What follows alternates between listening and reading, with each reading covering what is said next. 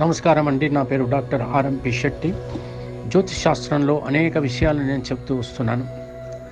మీరందరూ కూడా నా యొక్క యూట్యూబ్స్ చూసి చాలా నేర్చుకున్నారు, జ్ఞానవంతులు అవుతున్నారు. దయచేసి ఇప్పుడు నేను చెప్పేటువంటి ఒక ముఖ్యమైనటువంటి విశేషం ఏమిటంటే, యువకులు ఈ రోజుల్లో నటన వైపు ఎక్కువగా చూస్తున్నారు. నటులు కావాలని కోరికతో ఉన్నారు. అనేక రకాలుగా శ్రమ చేస్తున్నారు, కష్టపడుతున్నారు, నృత్యం నేర్చుకుంటున్నారు, మరి డైలాగులు నేర్చుకుంటున్నారు, నటన నేర్చుకుంటున్నారు, అభినయం నేర్చుకుంటున్నారు, ఇవన్నీ నేర్చుకుంటున్నారు. చాలా బాగుంది. వాళ్ళ ముఖ అభినయాలు కూడా చాలా బాగుంటున్నాయి. కానీ అవకాశాలు రాక మాత్రం వాళ్ళు చాలా విపరీతమైనటువంటి మానసిక క్షోభకి గురి అవుతున్నారు. అయితే ఈ రకంగా కనుక సినిమాల్లో నటించాలన్నా, సినిమాల్లో రాణించాలన్నా మనకి ఆ నట ప్రపూర్ణ యోగం అనేటువంటిది ఒక యోగం ఉంటుంది. అది ఉండాలి. అది ఉన్నట్టయితే తప్పకుండాను ఈ యోగం ఆధారితంగా మనిషి చాలా గొప్ప నటుడిగా రాణించుతాడు. ప్రేక్షకులు అతనికి చప్పట్లు చరుస్తారు, అతనికి ఫ్యాన్స్ అవుతారు. అయితే ఈ నట ప్రపూర్ణ యోగం ఉన్నటువంటి వాళ్ళలో ముఖ్యులైనటువంటి వాళ్ళు కొందరు నేను చెప్తాను చూడండి. ఎన్టీ రామారావు గారు, ఆ తర్వాత మెగాస్టార్ చిరంజీవి గారు, ఆ తర్వాత మరి గతంలో హిందీ చిత్రసీమలో నర్గీస్ గారు, రాజనాల కాళేశ్వరరావు గారు, ఇలాగా తర్వాత వచ్చేసి చాలామంది ఉన్నారు. అమితాబ్ బచ్చన్ గారు కానీ, అమీర్ ఖాన్ కానీ, అజయ్ దేవగన్ కానీ, ఇలాగా మరి నాగేశ్వరరావు గారు, అక్కినేని నాగేశ్వరరావు గారు కానీ, వీళ్ళందరూ కూడా నట ప్రపూర్ణ యోగం ఉన్నటువంటి వాళ్ళే అని తెలుసుకోండి. ఇకపోతే నట ప్రపూర్ణ యోగము ఎలా ఏర్పడుతుంది, జాతక చక్రంలో నట ప్రపూర్ణ యోగం అనేది ఎలా ఏర్పడుతుంది అనేటువంటి విషయం కనుక తెలుసుకోవాలనుకుంటే, 3వ భావము, 5వ భావము, మరి 10వ భావము అధిపతులు కానీ, లేదా వీరుండే నవాంశపతులు కానీ, తులారాశి స్వాతి నక్షత్రంలో కానీ, మిథున రాశి ఆరుద్ర నక్షత్రంలో కానీ, లేదా చివరకు కుంభరాశి శతభిషంలో కానీ ఉంటే నట ప్రపూర్ణుడవుతాడు. దశమ భావం అధిపతి కానీ, నక్షత్రాధిపతి కానీ చంద్ర శుక్ర రాహుగ్రహాలతో సంబంధం ఏర్పరచుకుని 5వ భావంతో కూడా సంబంధం ఏర్పడితే నట ప్రపూర్ణ యోగం అన్నమాట. తర్వాత రోహిణి ఆరుద్ర పుబ్బ స్వాతి శతభిషం నక్షత్రాలలో 3, 5, 10 భావాలకు సంబంధం ఏర్పడిన నట ప్రపూర్ణ యోగం. ఇలాగా జాతక చక్రంలో నట ప్రపూర్ణ యోగం అనేటువంటిది ఉంటుంది. ఈ నట ప్రపూర్ణ యోగం ఉన్నటువంటి వాళ్ళు సరి అయినటువంటి కృషి కనుక చేసినట్టయితే తప్పకుండా వాళ్ళు రాణిస్తారు. ఒక అద్భుతమైనటువంటి మరి నటుడిగా అతను తన యొక్క నటనను చూపిస్తాడు, ప్రేక్షకులని అలరిస్తాడు, ఆ ప్రేక్షకులు కూడా ఆదరిస్తారు. ఇకపోతే ఇలాగా కొంతమందికి ఈ యోగాలు ఉండవు. వాళ్ళు మామూలుగా సాదాసీదా నటులుగానే ఉండిపోతారు. అయితే ఒక సాదాసీదాగా ఎవరైతే నటుడు ఉండిపోయాడో, అతను నట ప్రపూర్ణ యోగం లేక బాధపడుతున్నాడో, అతను ఒక మహానటుడు అవ్వటానికి ఏదైనా ఒక చమత్కారం జరిగితే బాగుండు, లేకపోతే ఏదైనా ఒక పరిహారం ఉందా, ఏదైనా ఒక అద్భుతం జరుగుతుందా, ఏం చేయాలని తల బాదుకుంటుంటాడు. అటువంటి పరిస్థితుల్లో తప్పకుండా పరిహారాలు ఉంటాయి. జ్యోతిష్యం చెప్పిన తర్వాత పరిహారం అనేటువంటిది కూడా జ్యోతిష్యుడే నిర్ణయించాలి. అతన్ని మీకు చెప్పగలగాలి, మీరు చేయగలగాలి. మీరు చేసినట్టయితే తప్పకుండా 100కి 100 పాళ్ళు కాకపోయినా 80% ఖచ్చితంగా జరిగి తీరుతుందన్నమాట.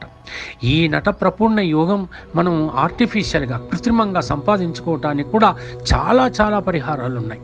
అవన్నీ కూడా మీరు ఆచరించినట్టయితే, జ్యోతిష్యుడు చెప్పినట్టయితే తప్పకుండా మీరు ఒక మంచి నటుడిగా రాణించగలుగుతారు.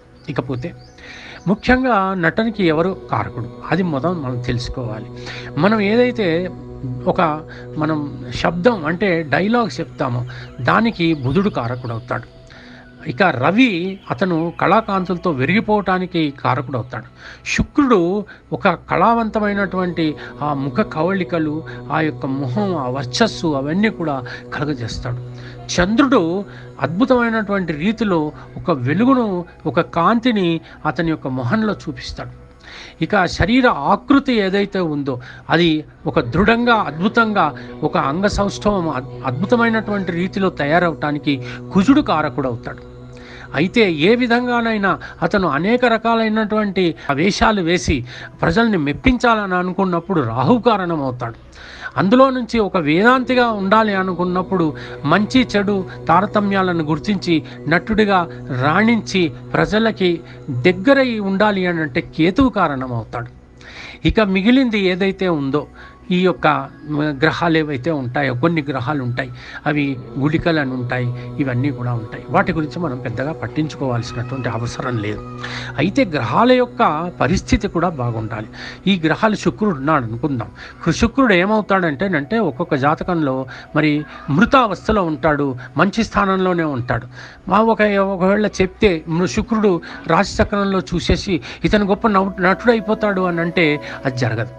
ఆ శుక్రుడిలో సరైనటువంటి బలం ఉండాలి. ఆ బలము ఎలా ఉంటుందని అంటే మృతావస్థలో శుక్రుడు ఉండవచ్చు, వృద్ధావస్థలో శుక్రుడు ఉండవచ్చు, కుమారావస్థలో శుక్రుడు ఉండవచ్చు, లేకపోతే ఏ రకమైనటువంటి అవయోగమైనటువంటి శుక్రుడు అయ్యి ఉండవచ్చు, నీచబడి ఉండొచ్చు, లేకపోతే బలహీనమైనటువంటి పరిస్థితుల్లో ఇలాగా ఉన్నప్పుడు అతను చిత్రసీమలోకి ప్రవేశించగలడేమో కానీ పేరు ప్రతిష్టలు పొందలేడు. ఇలాగా అన్ని గ్రహాలకి కూడా ఇటువంటి విషయాలన్నీ కూడా వర్తిస్తాయి అన్నమాట. అయితే వీటన్నిటినీ కూడా క్రోడీకరించి వీటిని పరిశీలించి సరైనటువంటి విధానంలో ఒక్కొక్క వ్యక్తికి ఒక్కొక్క రీతిగా పరిహారము చేయవలసి వస్తుంది. అంటే రత్న విధానం కానీ, తంత్ర విధానం కానీ, యంత్ర విధానం కానీ అనేక విధానాలు ఉన్నాయి.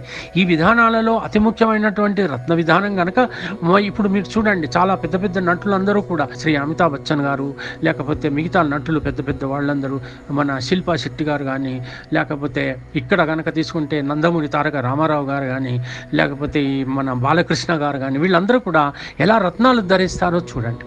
అసలు శ్రీ వెంకటేశ్వరుడు తిరుమలలో ఆ రత్నాలతోని ఎంత వైభవంగా వెలిగిపోతుంటాడు. అతనిలో కూడా కళాకాంతులు ఎంత గొప్పగా ప్రజ్వరిల్లిస్తుంటాయి.